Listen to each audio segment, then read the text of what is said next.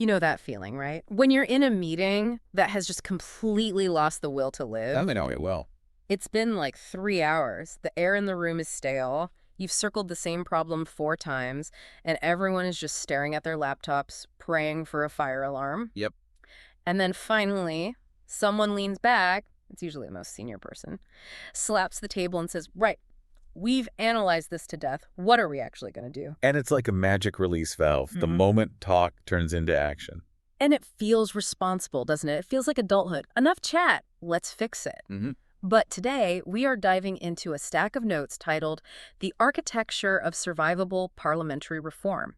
And it makes a pretty disturbing argument. It really does. It suggests that this exact instinct, that desperate urge to stop thinking and start doing, is actually a trap. And not just a trap, but maybe the primary reason why broken systems stay broken. It's a bit counterintuitive, though, isn't it? I mean, we're all trained to value decisiveness. Of course. But the source material today argues that in these really complex systems, this rush for a decisive announcement is usually just a way to make ourselves feel better. Right. Not a way to actually solve the problem. Not at all. So if doing something is the trap, what's the alternative? Just, sit around admiring the disaster? Because that doesn't sound like a great strategy either. And that's the tension we're going to explore today. We aren't looking for a silver bullet.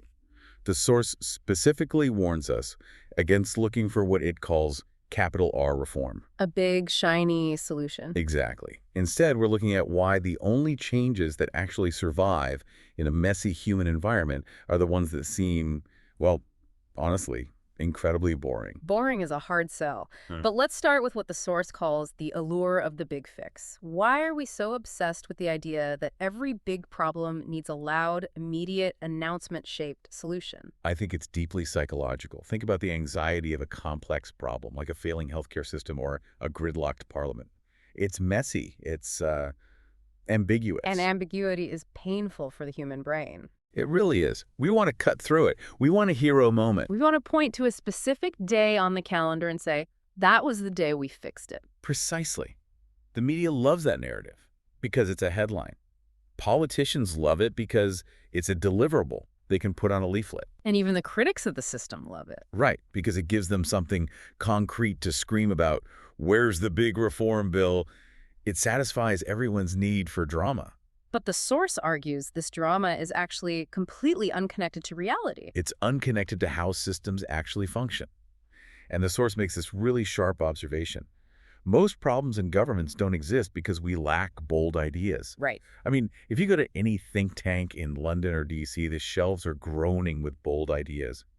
The problems exist because the system quietly reshapes those bold ideas once all the excitement wears off. Reshapes is a polite way of putting it. It sounds more like the system digests them. That's a better way to think of it. It's like an immune response. You announce a massive new initiative. Yeah. Everyone cheers. The minister gives a speech. Yeah. And then Monday morning comes. And the incentives for the people working in the basement, they haven't changed. The timeline hasn't changed. The pressure to hide mistakes hasn't changed.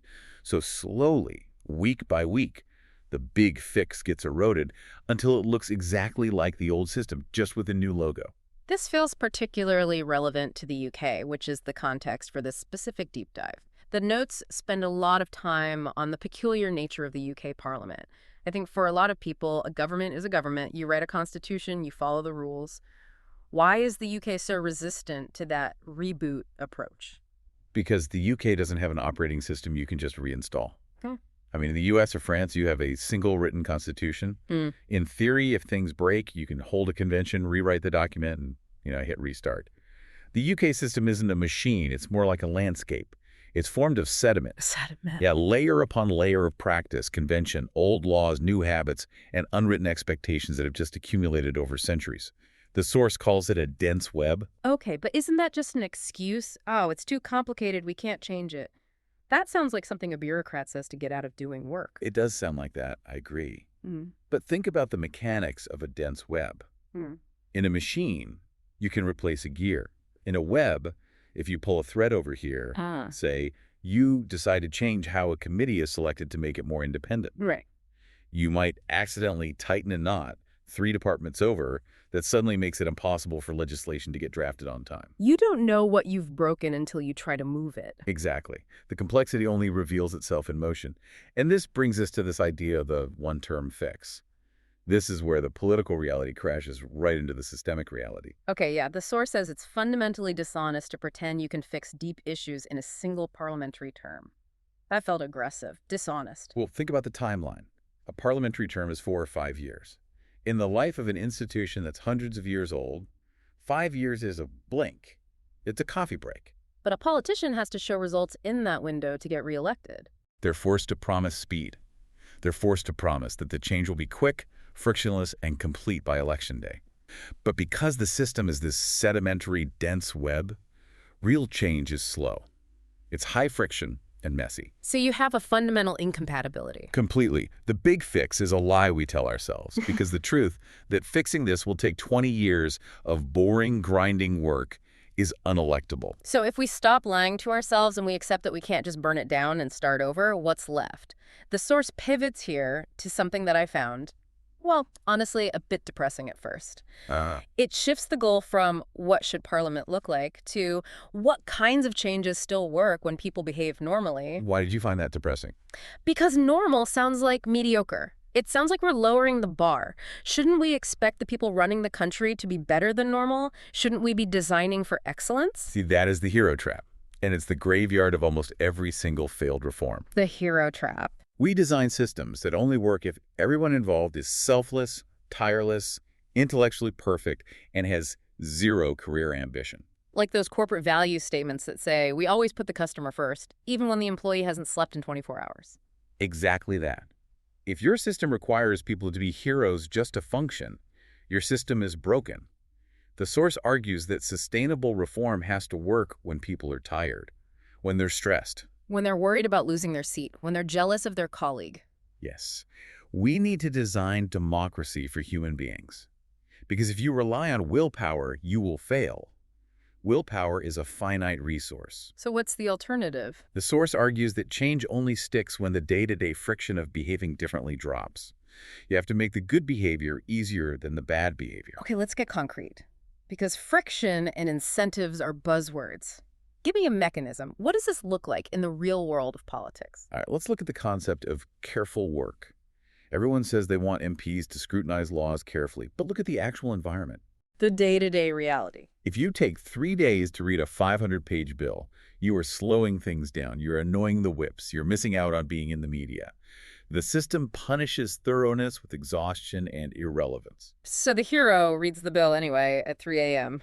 And burns out after 6 months. Then they stop reading. That's the normal human response to exhaustion. So a survivable reform isn't a big speech about duty. No. It's changing the schedule so that reading the bill doesn't require staying up until 3 a.m. You lower the cost of thoroughness. This leads us into what the source calls the quiet places, the boring stuff. The really boring stuff. Calendars, staffing, scrutiny procedures. The argument is that while we're all screaming about the Constitution, the system is actually dying because of how the calendar is set up. It sounds absurd when you say it out loud, doesn't it? Democracy is failing because of Outlook invites. It does. But look at the wash-up or the end-of-session panic. Okay, explain that mechanism. What happens? So in many parliamentary systems, there is a hard deadline at the end of a session. Any bill not passed by that date just dies. So what does the government do?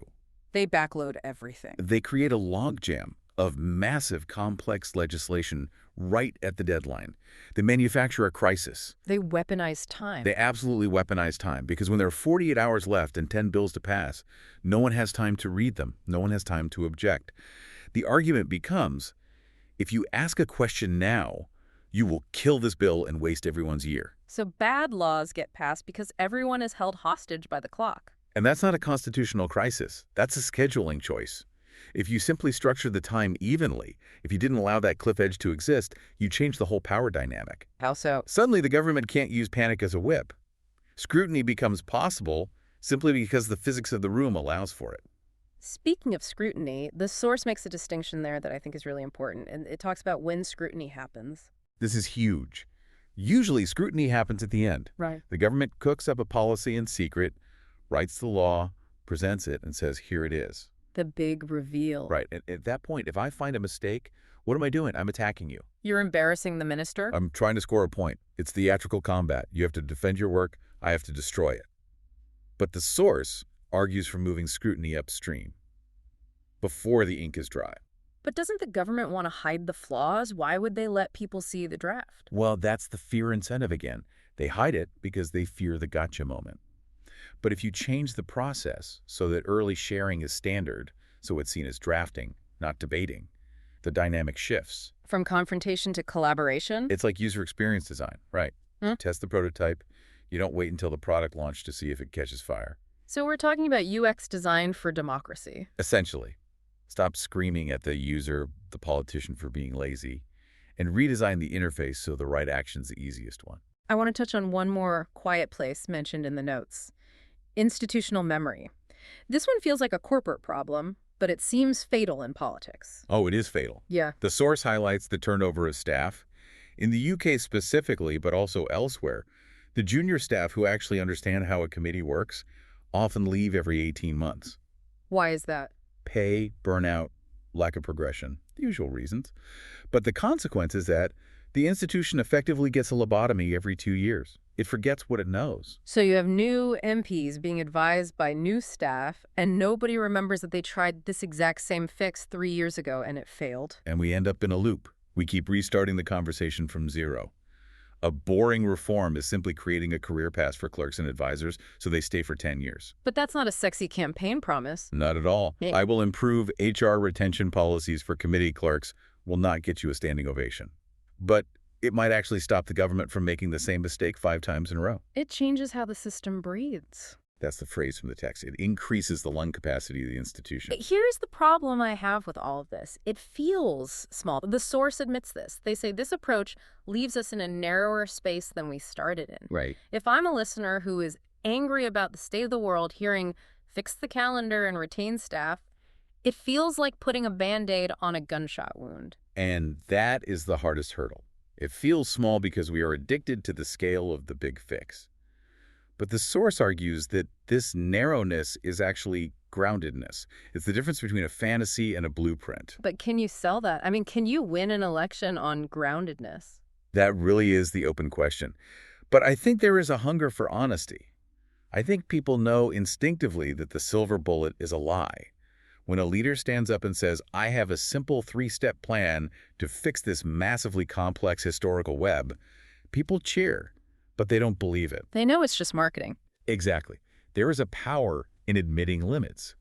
The source suggests that saying we can't fix everything in one term, but we can fix how we work so that the next term is better, is actually a way to rebuild trust. It's respecting the intelligence of the voter. And respecting the reality of the system. It's about reinforcing quietly changes that support each other.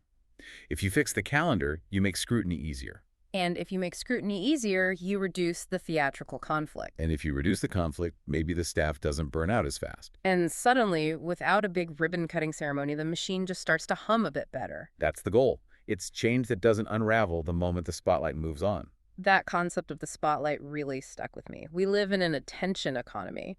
We scream about a problem, we pass a crisis bill, and then we scroll to the next video. And that is usually when the big fix fails. When the spotlight moves, the old incentives, the fear, the exhaustion, the need for speed, they grow back like weeds. The survivable reforms are the ones designed to survive in the dark. When no one is watching. When it's just a wet Tuesday in November and everyone is tired. So bringing this back to our listener, most of us aren't MPs. We aren't rewriting parliamentary standing orders. But this architecture of survivable reform feels applicable to, well, everything. I think it applies to any human system, a workplace, a school board, even a family. How so? Well, think about how we try to fix things in our own lives. When a team at work is dysfunctional, what do? We call an all-hands meeting. We announce a new strategy. We create a mission statement. We rely on the drama of the start. And then we're shocked when, 2 months later, everyone is back to doing the same old thing. We didn't change the friction. We relied on everyone suddenly becoming heroic versions of themselves. We didn't design for normal. We didn't ask what is the one small thing in the calendar or the software or the office layout that makes the bad habit easier than the good habit. It's not about moral failure. It's about the architecture of the situation. Exactly. Stop looking for the announcement. Look for the invisible incentives that guide behavior when you aren't in the room. That is where real change lives. It's a bit humbling. We all want to be the architect of the shiny new skyscraper. Nobody wants to be the plumber fixing the pipes in the basement. But if the pipes burst, the skyscraper is uninhabitable. Yeah. The boring stuff is the foundational stuff. So the mission of this deep dive was to explore why boring changes might be the only ones that survive. I think the takeaway is clear. The big fix is a sugar rush. It feels great, but it leaves you crashing later. Survivable reform is what? Slow-release carbs. Whole grains. It keeps you going through the winter. I'll take it. It's not sexy, but it works. It works because it's honest. And frankly, I think we are all starved for honesty. Absolutely. Well, as we wrap up, I want to leave you with a challenge. We've spent this time dissecting how systems break and how they might actually be fixed. And we've learned that the most durable changes are often the most invisible ones. So here's the question for you to take into your week. If you stop looking for a silver bullet that transforms everything at once in your work, your community, or your life, what is one small, boring adjustment you could make that would actually survive the moment your attention moves on to something else? What survives when you look away, that's the real test. Thanks for diving in with us. We'll see you next time.